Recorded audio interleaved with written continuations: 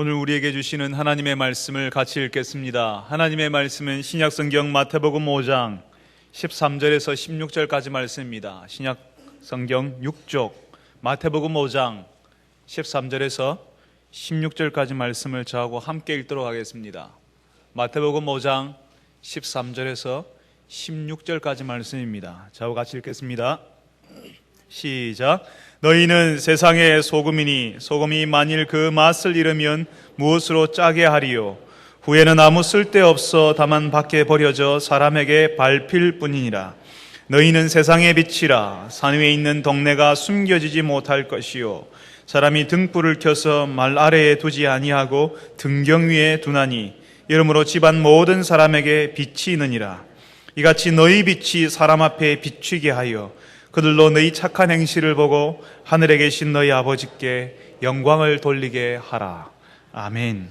할렐루야. 찬양대에서 하나님께 찬양을 올려드리겠습니다.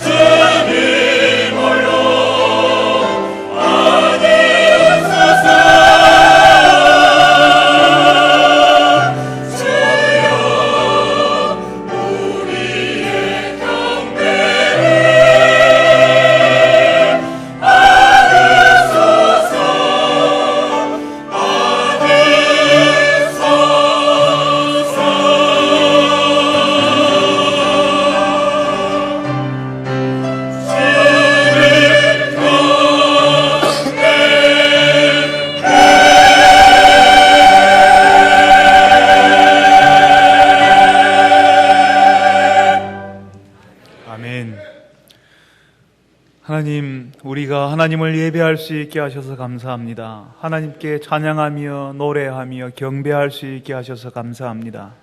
하나님, 우리에게 노래가 있게 하시고 힘들지만 어렵지만 우리 가운데 하나님을 노래하는 그 노래가 흥얼거려질 수 있도록 도와주옵소서. 주님, 오늘 저희들이 주의 말씀을 듣기를 원합니다. 주의 말씀을 듣는 가운데 우리가 누구인지, 우리가 어떤 사람인지, 하나님 앞에서 우리가 어떻게 살아야 하는지 듣게 하시고 깨닫게 하여 주옵소서.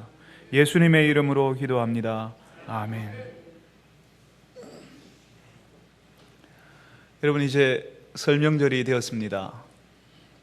설명절이면 가족들이 그리고 친척들이 함께 모이게 되지요. 참 즐거운 시간입니다. 그런데 요즘 그 모임에, 그 즐거운 모임에 젊은 사람들이 잘 안 가려고 한답니다. 하도 대답하기 곤란한 걸 자꾸 물어봐서요. 지난주에 말씀드린 것처럼 어느 대학에 갔냐고 물어보면 됩니까? 안 됩니까? 어느 대학 갔냐고 물어보면 징역 5년이라고 말씀드렸죠, 그죠? 취직했냐고 물어보면 징역 몇 년이라고요? 징역 10년입니다. 물어보시면 안 됩니다. 시집 안 가냐고, 장가 안 가냐고 물으면 어떻게 했다고요? 어떻게 된다고요? 무기징역입니다. 본인이 더 힘들잖아요, 그죠? 젊은 사람들이 요즘 더 힘듭니다. 대학 가는 것, 취직하는 것, 시집하는 것, 장가 가는 것, 젊은 사람들이 더 힘듭니다. 그냥 기다려 주십시오. 기도해 주십시오. 그냥 받아 주십시오. 명절에 식구들이 함께 모이게 되면 예수신앙 가진 사람, 예수신앙 갖지 않은 사람이 같이 있게 됩니다. 그런데 가족들, 친척들 가운데 예수신앙 많이 가진 사람들이 있으면, 식구들이 많이 있으면 기분 좋게 교회 이야기하고 우리 신앙 이야기 할 수 있지만, 예수신앙 가진 사람이 나 홀로 있다 하면, 가족에 나 홀로 있고 친척들 가운데 가족이 나밖에, 우리 가족밖에 믿지 않는다면 조금은 위축이 될 수도 있습니다. 안 믿는 사람들 사이에서 교회 이야기 해도 되는지, 예수 믿는 이야기 해도 되는지 이게 조금 부담이 되거든요. 그런데 오늘 우리가 읽었던 말씀에는 우리를 향하여서 빛과 소금이다 라고 하는 말씀을 예수님께서 하십니다. 사실은 교회를 조금이라도 오래 다닌 사람들이라면 이 말씀은 너무너무 많이 들어보았던 말씀입니다. 그리고 심지어는 교회를 다니지 않는 사람들이라 할지라도 예수님이 말씀하시는 이 이미지, 소금 그리고 빛에 대해서 알고 있습니다. 예수 믿는 사람들이 세상에 소금이 되어야 한다는 내용을 신문에서도 나오고요, 방송에서도 한 번씩 언급을 하거든요. 그래서 예수 안 믿는 사람도 다 들어보았습니다. 그런데요, 정작 예수 믿는 우리는 이 말씀이 조금 부담스럽습니다. 세상의 소금, 세상의 빛, 이렇게 좀 거창하고 대단한 것, 그거 하지 말고 그냥 조용히 묻혀 지내고 싶은 것이 우리의 솔직한 우리의 마음이거든요. 그냥 편하지 않고 내가 예수 믿는다는 이야기 안 하고도 그냥 좀 편안하게 이 세상에 묻혀서 그냥 흐르는 대로 같이 흘러가고 싶은 마음이 있다는 것입니다. 튀어나온 못이 뭐 맞습니까? 튀어나온 못이 정 맞는다고요. 튀어나온 못이 망치를 맞는 것이 이 세상의 현실 아니겠습니까? 그러니까 조용히 내 할 것만 하고 그렇게 살면 좋겠다는 생각을 그냥 은연중에 우리는 가지는 겁니다. 사실 솔직히 말하면 내 앞거리도 잘 못하는데 세상의 소금이다, 세상의 빛이라 하면 너무 대단해 보이지 않습니까? 엄청난 말이 아닙니까? 그냥 예수님이 지금 다니는 직장, 퇴직 때까지 좀 잘 다닐 수 있도록 도와주시고, 우리 집 아이들 그냥 자기 밥벌이 할 수 있도록 학교 들어가는 거 좀 힘 좀 써주시고, 학교 졸업하면 취직이나 잘 되게 해주면 좋겠다는 소박한 소원 우리가 그냥 가지고 있는 것 아니겠습니까? 이건 욕심이 아니지 않습니까? 뭐 엄청나게 잘 살게 해달라고 하는 거 아니잖아요. 그저 내 앞가림만 잘하고 살면 좋겠다는 그런 마음을, 소박한 마음을 가지고 있는 겁니다. 그러니까 세상의 소금이다, 세상의 빛이다 라고 하는 이런 부담스러운 말을 좀 안 했으면 좋겠다는 그런 솔직한 심정을 우리가 가지고 있습니다.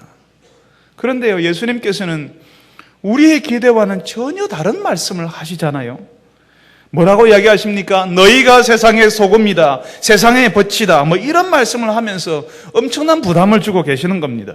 그렇다면 예수님께서 왜 이렇게 우리에게 부담스러운 이야기를 하고 계십니까? 우리는 지난주까지 8번에 걸쳐서 예수님을 믿는 사람, 예수님을 따르는 사람이 어떤 상태에 이르게 되는지를 살펴보았습니다. 소위 말하는 팔복에 대해서 8가지 복에 대해서 살펴보았습니다. 심령이 가난한 자는 복이 있나니 애통하는 자는 복이 있나니 온유한 자는 복이 있나니 의에 줄이고 목마른 자는 복이 있나니 긍휼히 여긴 자는 복이 있나니 마음이 청결한 자는 복이 있나니 화평하게 하는 자는 복이 있나니 을을 위하여서 박해를 받는 자는 복이 있나니.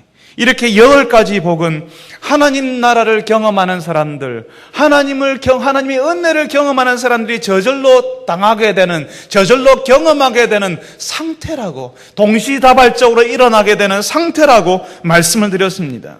예수 믿는 사람은 하나님 앞에서 자신이 얼마나 부족한지, 자신이 하나님 앞에서 얼마나 끔찍한 죄인인지 발견하게 된다고 말씀을 드렸습니다.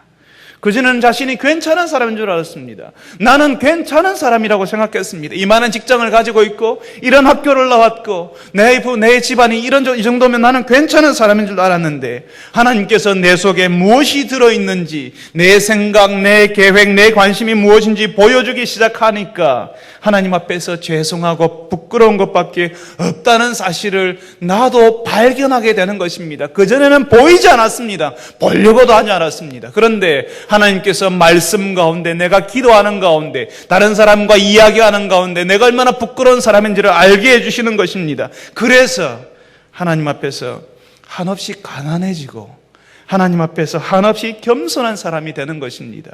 왜 이렇게 장로님이 앞에 나와서 집사님들이 기도할 때마다 나는 죄인입니다 라고 말하는 줄 아십니까? 실제로 하나님 앞에서 내가 그런 사람이라는 사실을 보았기 때문에 그런 것입니다. 입에 발린 이야기가 아닙니다. 내가 하나님 앞에서 얼마나 부족한 사람인지, 연약한 사람인지, 얼마나 끔찍한 상태에 있던 사람인지를 보았기 때문에 그렇게 말할 수밖에 없는 것입니다. 하나님이 보여주시는 내 자신의 모습 때문에 슬퍼하게 되고, 내가 하나님의 은혜를 받았는데도 여전히 변하지 않는 그 끔찍한 모습 때문에, 지긋지긋하게 변하지 않는 내 모습 때문에 애통하게 되는 것입니다. 내가 이런 모습인데도, 내가 이렇게 잘 변하지 않는 모습인데도, 그런데도 그것을 다 알고도 받아주시는 하나님의 은혜 때문에 나도 다른 사람들 용납하고 받아줄 수 있게 되는 것입니다. 자연히 다른 사람을 향하여서 온유하게 됩니다. 뿐만 아니라 이전에는 내 뜻이 중요했거든요. 내 계획, 내 뜻, 내 느낌, 내 감정, 내 계획이 중요했지만 이제는 하나님의 뜻에 관심을 가지고 그 뜻이 이루어지기를 바라는 마음을 가지게 됩니다. 하나님의 뜻이 이루어지는데 내 계획이 이루어지는 것이 아니라, 내 뜻이 이루어지는 것이 아니라 하나님의 뜻이 이루어지기 때문에 기뻐하게 되는 것입니다. 그리고 다른 사람들 향하여서 하나님이 나에게 그렇게 하셨던 것처럼 다른 사람을 향하여서 불쌍히 여기는 마음을 가지고 도와주려고 애를 쓰게 됩니다. 긍휼히 여기게 된다는 것입니다. 이런 사람을 향하여서 하나님께서는 이미 마음이 청결하다라고 인정해 주십니다. 그리고 이 사람들은 평화를 만들기 위해서, 화평하게 하기 위해서 애를 쓰게 되고, 하나님의 뜻을 위해서 박해를 받는 것, 하나님의 뜻을 위해서 손해를 입는 것도 감수하는 사람들이 된다라고 말씀하십니다. 바로 이런 사람, 하나님의 은혜를 경험한 사람, 그래서 하나님의 나라, 하나님의 다스림을 이미 경험하며 사는 사람들이 이 세상에서 어떤 모습으로 살아야 하는지 오늘 말씀하시는 것입니다. 그러니까 우리가 도대체 어떤 사람인지, 특별히 이 세상 속에서 우리가 누구인지를 가르쳐주고 계십니다. 이 말씀은 바로 우리의 사명과 이 세상에서 우리가 살아가는 삶의 목적과 관련된 말씀이라고 하는 것입니다. 우리가 읽었던 말씀 13절을 보십시오. 예수님이 우리를 향하여서 뭐라고 부르고 있습니까? 우리를 향하여서 너희는 세상의 소금이다 라고 이야기하십니다. 지금이야 소금은 짠 것, 그래서 조금은 적게 먹어야 하는 것, 아니면 피해야 할 것으로 사람들이 이해하고 있습니다. 저의 건강을 체크해 주시는 의사 선생님이 제가 혈압이 조금 높다고 이야기하니까 저에게 국물을 먹을 때에 가능하면 국물을 먹지 말고 국물을 먹으려고 하면 젓가락으로 먹으라고 하더라고요. 국물을 어떻게 젓가락으로 먹습니까? 먹지 말라는 이야기죠. 짠 음식 피하라는 말씀입니다. 건강을 위해서 저염식, 그러니까 싱겁게 먹으라, 짠 것을 피하라고 하지 않습니까? 소금에 대한 이미지가 예전에는 그런 이미지가 아니었지만 지금은 조금씩 피해야 되는, 적게 가져야 되는 것으로 자꾸 이미지가 변하고 있습니다. 지금 시대에는 온갖 조미료가 있습니다. 그리고 또 음식이 상하지 않도록요, 보관하는 방식이 많이 개발되었습니다. 냉장고도 있고요, 김치 냉장고도 있고요, 양문 냉장고 있고요, 냉장고가 온갖 방식으로 다 개발되고 크게 만들어졌습니다. 그리고 음식을 오랫동안 보관하기 위해서 알루미늄 캔에다가 우리는 음식을 보관하기도 합니다. 그래서 소금은 이제는 그냥 있어도 되고 없어도 괜찮은 것으로 자꾸자꾸 우리의 생각 속에서 빠져나가고 있는 것입니다. 어쩌면 건강 가운데 건강을 위해서는 천일염이라고 하는 것은 조금 먹어도 된다라고. 옛날 죽염도 좀 유행했잖아요, 그죠? 구운 대나무 통에 구운 소금, 그런 것들은 건강을 위해서 좀 먹는다라고 생각하지만 소금은 그냥 조금 피해야 될 것으로 생각하고 있습니다. 그런데요, 예수님 당시에 세상은 우리가 생각하는 것과는 전혀 다른 세상이었습니다. 그 시대는 소금이 너무너무 귀해서요, 소금으로 군인들 월급을 주었습니다. 그냥 이 소금이 마치 돈처럼 환전 가치가 있는 것이었다는 것입니다. 그뿐만 아니라 음식을 오래 보관하기 위해서 소금을 뿌려야 했고, 음식을 맛있게 하기 위해서는 소금 말고는 다른 조미료가 없었습니다. 고대에서 소금은 그 소금이 나는 곳, 염전이지요. 그 염전을 가지기 위해서 전쟁을 하기도 했습니다. 그러니까 소금을 많이 가지기 위해서, 이 소금이 너무너무 귀하니까 그 소금이 나는 것을 가지기 위해서 전쟁을 불사하기로 했다는 것입니다. 그 당시에 소금은 지금과는 상상할 수 없는, 없어서는 안 되는, 이 땅을 살면서 생활을 위해서는 꼭 있어야 하는 것이었다는 것입니다. 이 세상이 제대로 굴러가도록 하기 위해서는 소금이 꼭 있어야 됐습니다. 그런데 예수님께서 우리를 향하여서 뭐라고 부르십니까? 바로 우리가 그런 소금이라, 세상의 소금이라라고 하십니다. 세상이 제대로 굴러가도록 하기 위해서 꼭 있어야 했던 소금, 그 소금이 있기 때문에 세상이 살맛나고 편리해지고 없으면 너무나도 불편해지는 그 소금 같은 존재가 바로 예수 믿는 저와 여러분이라고, 바로 우리라고 말씀하시는 것입니다. 그런데요, 이 소금이 맛을 잃으면 어떻게 될까요? 이 소금이 맛을 잃어버리면, 이 질문에 답을 하기 전에 소금이 그 짠맛, 소금 맛을 잊어버릴 수가 있습니까? 소금이 그 소금의 맛을, 짠맛을 잊어버릴 수가 있을까요? 그것은 불가능한 일입니다. 소금이 짠맛을 잃으면 소금이 아니기 때문입니다. 예수님 당시의 소금은 여러분 사해라고 아시죠? 그죠? 사해바다. 그 사해바다에서 나오는 것이 대부분이었습니다. 그 바다에서 나오는 소금이 수증기가 이렇게 그 물이 수증기가 되어서 올라가면서 소금이 말라붙어서 나오는 그 소금을 주로 채취를 했습니다. 그런데 소금을 채취하면서 소금과 비슷하게 생겼지만 소금이 아닌 것이, 같은 색깔을 띈 것이, 빛이 나는 것이 같이 섞여서 같이 채취가 되기도 했습니다. 이거는 소금이 아니잖아요. 그러니까 짠맛을 낼 수가 없는 겁니다. 그러니까 이런 것들은 쓸모없으니까 밖에 던져버리는 겁니다. 사람들이 밟고 지나가 버리는 것입니다. 아무것도 아니기 때문입니다. 소금은 처음부터 그 맛을 잃을 수가 없습니다. 소금이기 때문입니다. 우리가 하나님의 은혜를 경험했다면, 우리가 하나님 나라의 능력을 체험하면서 살아가는 사람들이라면, 우리는 어쩔 수 없이 우리가 의식하든 의식하지 못하든 우리가 있는 자리에서 하나님의 나라의 능력과 은혜를 흘려보내고 비추는 생활을 할 수밖에 없는 사람들이라는 것입니다. 하나님을 모르는 사람들과는 다른 생활, 다른 생각, 다른 가치를 가지고 살기 때문에 우리는 표시가 날 수밖에 없습니다. 처음에는 사람들이 우리를 이상하게 쳐다볼 것입니다. 이해 안 되는 희한한 사람, 병적인 사람쯤으로 우리를 취급할 수도 있습니다. 군대 가면 기독교를 믿는 예수쟁이들을 뭐라고 부릅니까? 환자라고 부릅니다. 군대 가면 그렇게 이야기합니다. 이상한 사람 취급합니다. 그렇지만 시간이 지날수록 세상은요, 우리가 자기들과 다르다는 사실을 알고 있습니다. 그리고 세상은 시간이 지날수록 우리가 자기들과 달라져 주기를 기대합니다. 우리가 자기들과 다른 사람이 되어주기를, 적어도 우리는, 적어도 예수 믿는 사람들은, 적어도 교회 다니는 사람들은, 적어도 교회는 이 세상과는 다른 윤리를 가져주기를, 좀 더 나은 윤리를 가져주기를, 좀 더 괜찮은 생활을 내주기를, 좀 더 높은 것을 바라보는 사람들이 되어주기를 기대하고 있는 것입니다.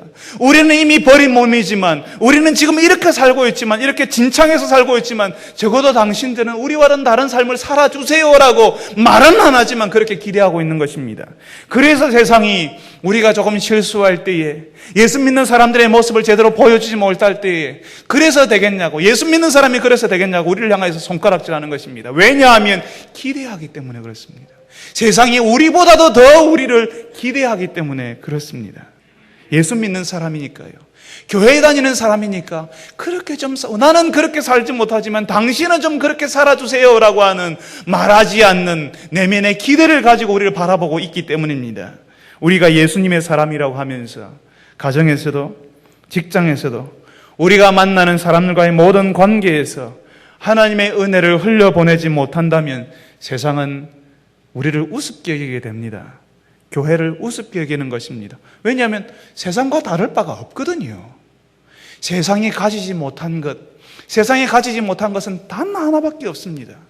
이 교회가 가지고 있는 것은 우리는 교회는 세상과 똑같을 뿐만 아니라 세상보다 더 못한 사람들이 모여 있을 수도 있습니다. 그렇지만 세상에 가지지 못한 건 하나가 있는데 그것은 바로 하나님의 은혜라고 하는 것입니다. 예수 그리스도의 십자가를 통해서 우리에게 보여준 하나님의 은혜, 그 은혜 때문에 우리가 용서받고, 우리가 죄인이지만 하나님께서 우리를 향하여서 너희들은 내 아들이다, 내 딸이다, 내 자녀다, 너희들은 죄인이 아니라고, 거룩한 사람들이라고 우리에게 인정해 주시는 것입니다. 그 은혜 하나밖에는 우리가 자랑할 것이 없는 것입니다. 이 은혜를 흘려보내지 않는다면 세상은 우리를 우습게 여깁니다. 왜냐하면 똑같거든요. 교회라고 별 수 없거든요. 그 사람 집사라고 하던데 우리하고 똑같네, 아니 우리보다 더 못하네, 우리보다 더하네, 이렇게 우리를 우습게 여기고 교회를 우습게 여깁니다. 예수 믿는 우리가 이 땅에서 우리가 사는 이유를 분명하게 가지지 않으면, 너희는 세상의 소금이라고 하시는 예수님의 말씀을 우리가 깊이 새겨듣지 않으면 세상 사람 어느 누구도 우리가 믿는 예수 그리스도에 대해서 관심을 가지지 않을 것입니다. 그렇지만 하나님의 은혜를 알고 그 은혜를 흘려보내기 시작하는 사람들 때문에 이 세상 사람들은 하나님에 대해서 궁금하게 여깁니다. 그 하나님에 대해서 알기 위해서 나오는 것입니다. 세상이 우리에게 세상의 소금이 되어달라고 부탁한 적 없습니다. 우리가 이 세상에서 소금인지조차도 모르면서 살았을 수도 있습니다. 그렇지만 우리가 예수 믿는 사람으로 이 땅에 있다면, 우리가 예수 믿는 사람으로 이 땅에 존재한다면 우리는 이미 세상의 소금과 같은 사람들, 세상의 소금과 같은 존재라고 하는 것입니다. 하나님의 은혜를 알고 하나님의 다스림을 경험하였다는 그 사실 때문에 우리는 우리도 모르는 사이에 어쩔 수 없이 이 땅의 소금이 된 것입니다. 그뿐만 아니라 예수님께서는 우리를 이 땅의 소금이라고 하실 뿐만 아니라 또 한 번 우리를 뭐라고 부르십니까? 이 세상이 뭐라고요? 빛이라고 말씀하십니다. 우리가 빛이랍니다. 이 말씀을 우리가 어떻게 감당할 수 있겠습니까? 너무 과분하지 않나요? 이 빛이라고 하는 표현은, 세상의 빛이다라고 하는 표현은, 이렇게 대단한 표현은 하나님에게나 쓰는 표현입니다. 그런데 예수님께서 바로 우리를 향하여서, 저와 여러분을 향하여서 세상의 빛이라고 말씀하십니다. 이 빛이라는 사실을 조금 더 잘 설명하시기 위해서 예를 드시는데요. 그 첫 번째로 산 위에 있는 동네가 숨겨지지 못할 것이요 라고 말씀하시면서 산 위에 있는 동네 이야기를 하십니다. 옛날에 도시를 만들 때요, 옛날에 동네, 마을을 건설할 때는 외적의 침입에 대항하기 위해서 높은 곳에 도시를 건설했습니다. 마을을 만들었습니다. 그러니까 높은 곳에 방어벽을 쌓고요, 성벽을 쌓는 거죠. 거기에 그 성 안에다 거주지를 형성하는 것입니다. 그러니까 그 마을, 그 도시는 저 멀리서도 잘 보이는 겁니다. 왜냐하면 산 위에 있으니까. 산 위에 있으니까 그렇습니다.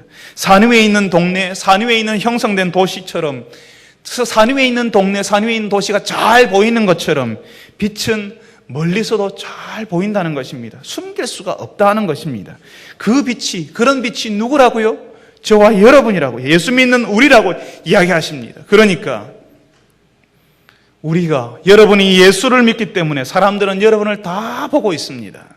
마치 산 위에 있는 동네처럼 여러분은 다른 사람들의 눈을 피해갈 수 없을 것입니다.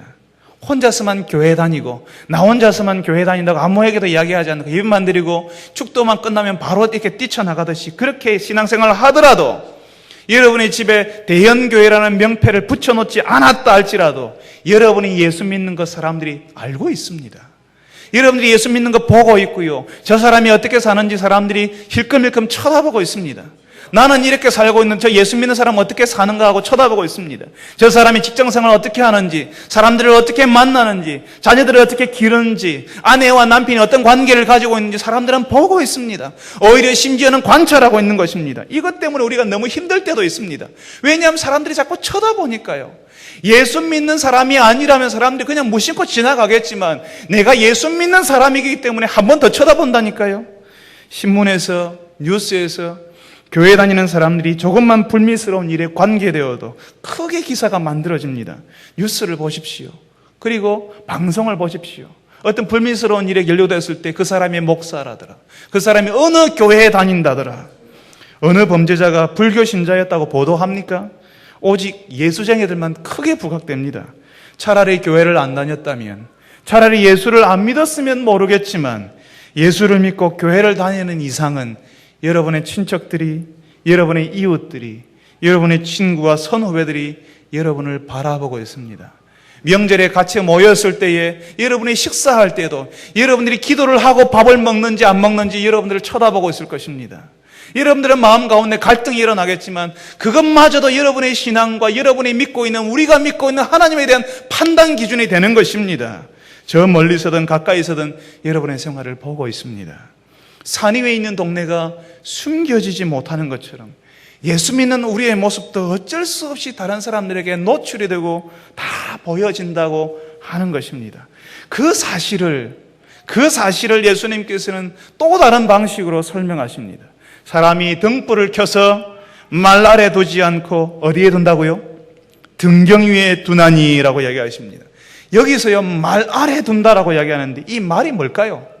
따그닥따그닥 타고 다니는 그 말을 이야기합니까? 아닙니다. 여러분, 쌀집에 가면 한 대, 두 대 하지 않습니까? 그리고 한 말, 두 말 하지 않습니까? 그렇게 그러니까 곡물의 부피를 재는 그런 그릇을 지금 말이라고 이야기하는 것입니다. 그러니까 등불을 켰는데요, 그 그릇 안에, 그 말그릇처럼 한 말들이 그릇 안에 등불을 이렇게 넣어놓는 사람들이 있습니까? 그런 사람 없습니다. 불을 켜면 어떻게 합니까? 비추기 위해서 켜는 거지요. 그러니까 그런 안에다가 숨겨놓기 위해서 등불을 놓는 사람은 없다고 이야기하는 것입니다. 그래서 말 아래 두지 않고 등경 위에 두나니라고 말씀하시는 것입니다. 등불을 켜서 그 말그릇에 넣지 않고 긴 촛대 위에 올려놓고 빛이 집안 구석구석까지 다 비추도록 하도록 한다는 것입니다. 그러니까 등불을 켜서 의도적으로 목적을 가지고, 제가 목적을 가지라고 말씀드렸습니다. 의도적으로 목적을 가지고 빛이 구석까지 비출 수 있도록 좋은 위치에 빛이 비출 수 있는 위치에 갖다 놓는다는 것입니다. 여기에 우리의 사명, 우리의 존재 이유에 대한 역설이 있습니다. 제가 어려운 말, 역설이라는 말을 써서 죄송합니다. 여기에 우리가 이해할 수 없는 빛이라고 했으면서, 소금이라고 했으면서, 좋은 것 우리에게 다 갖다 붙여놓고 우리가 있는 자리가 그런 자리가 아닌 자리에 우리를 갖다 놓는다라고 하는 그런 역설이 있다는 것입니다. 빛은 어둠 속에서 자신의 사명을 발견하는 것처럼 빛인 우리는 어두운 곳을 비추는 자리에 놓이게 될 것이라는 것입니다. 우리의 존재 이유가 그것이기 때문입니다. 어둠 속에 있는 것입니다.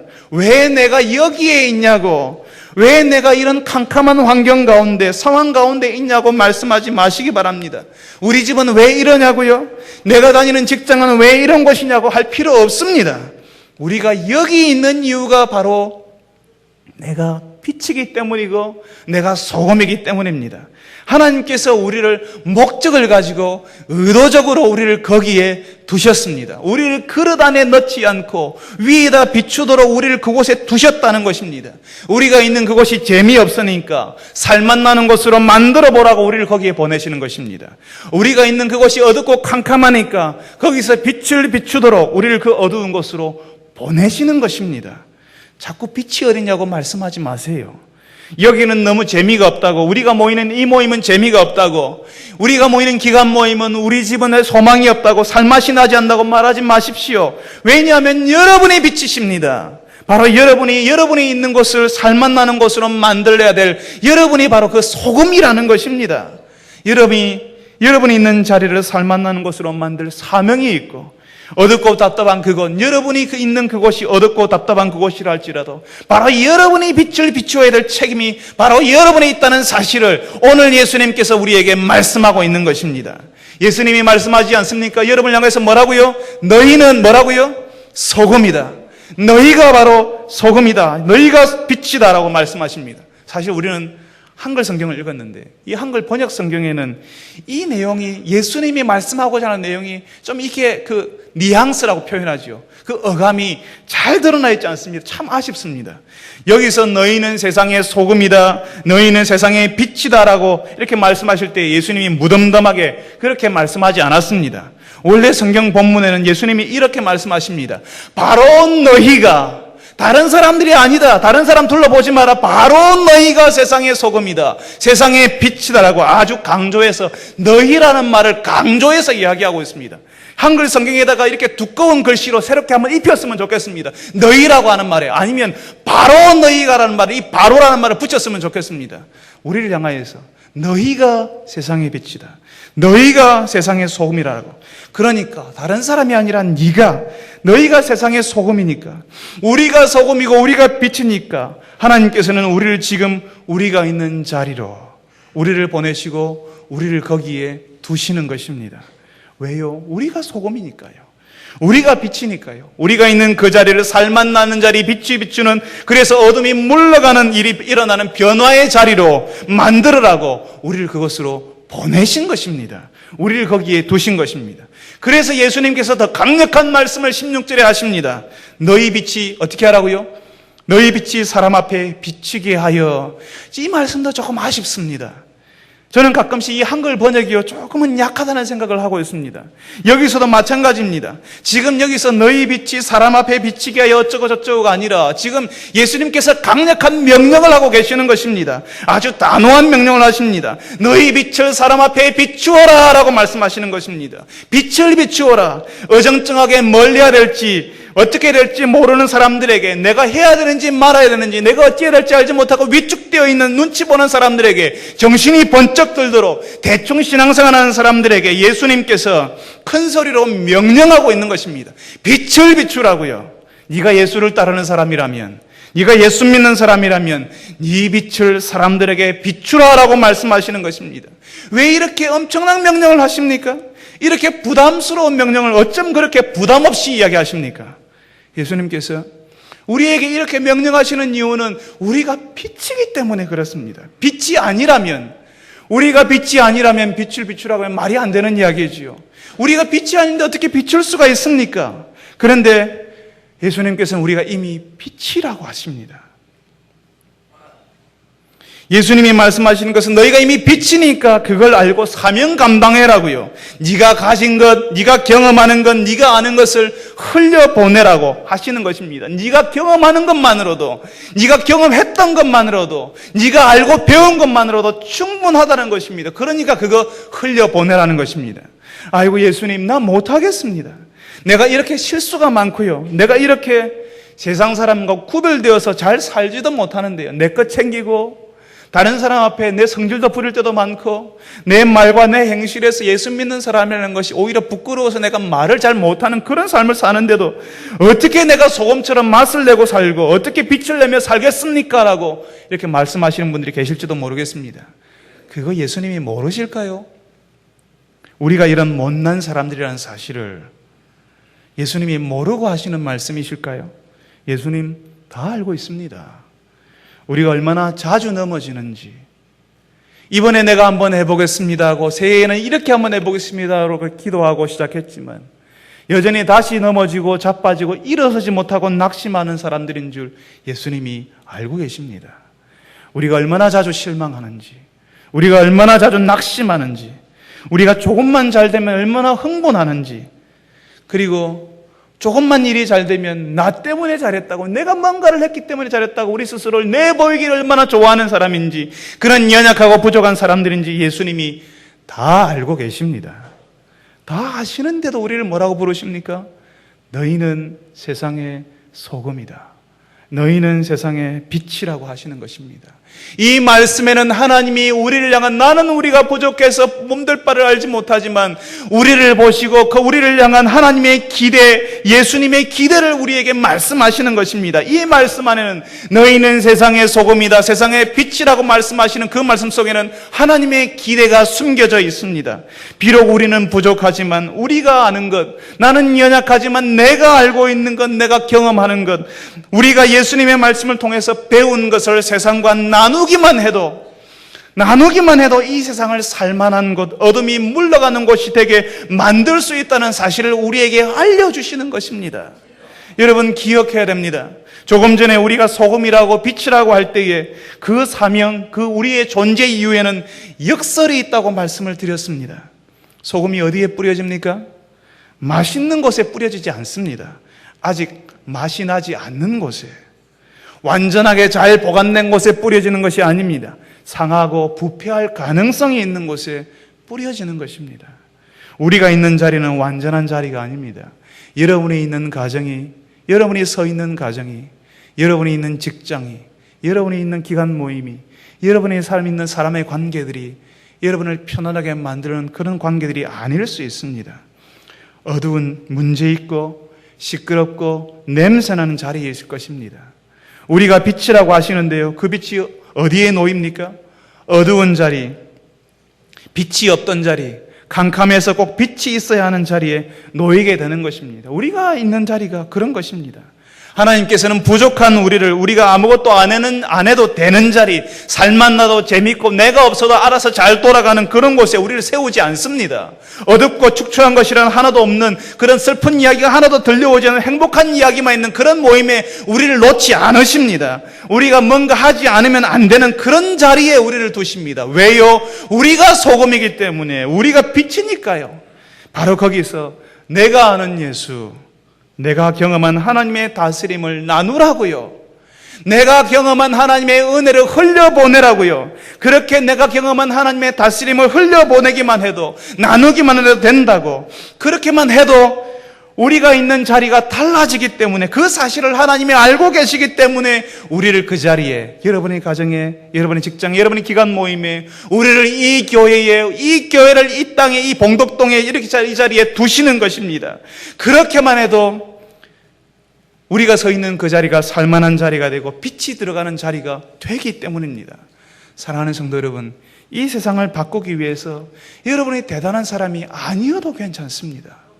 여러분이 대단한 것 하지 않아도 괜찮습니다. 여러분들이 엄청나게 회사에서 직급이 높은 사람일 필요도 없습니다.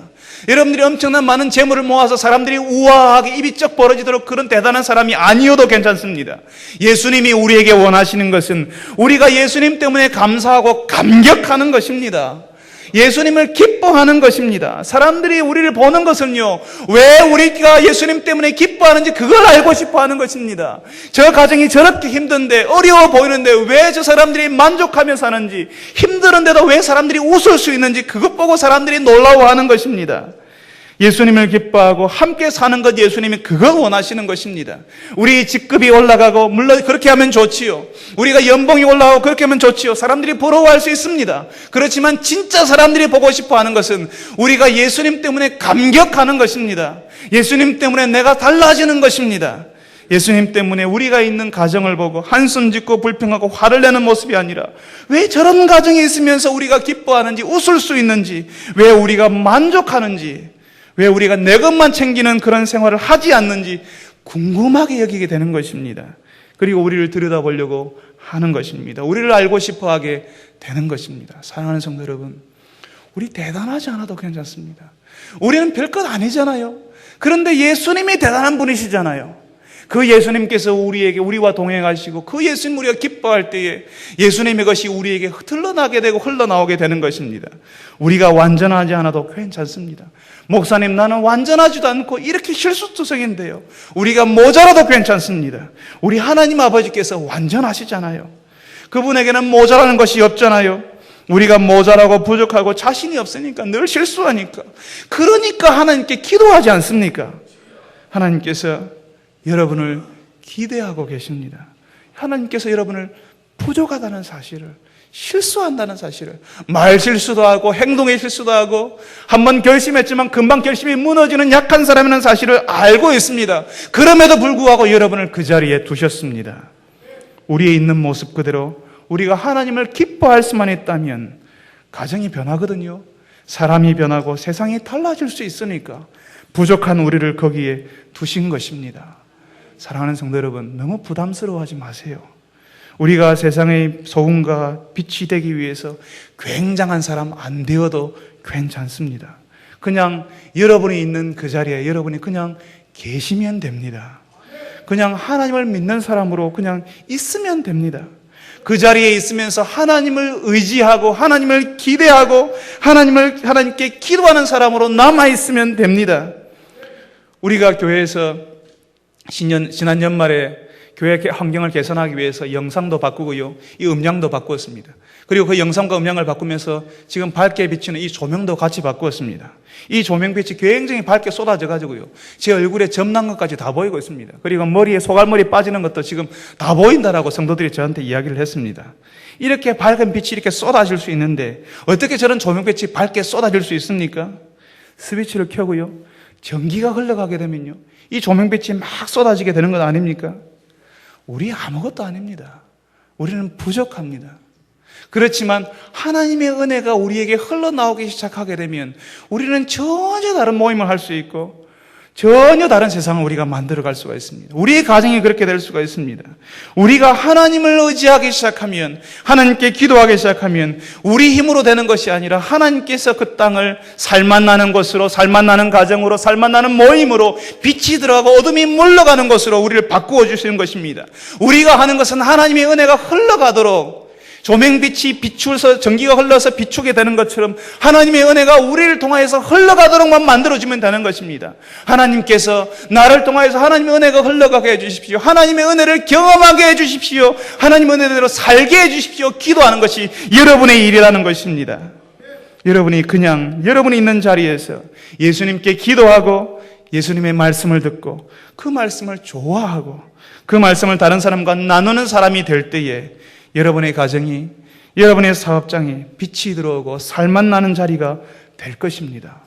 어느새 여러분은 여러분도 모르는 사이에 내가 어떻게 빛이 될 수 있고 소금이 될 수 있겠냐라고 두려워하며 부담스러워하지만 여러분들이 그냥 있는 자리에서 하나님을 기뻐하게 될 때에 여러분은 여러분도 모르는 사이에 여러분 주변 사람들을, 여러분의 모르는 사이에 여러분의 자리를 살맛나는 자리로 만들고 있을 것이고, 여러분 주변 사람들에게 하나님의 은혜를 흘려보내는 사람, 빛을 비추는 사람들이 되어 있을 것입니다.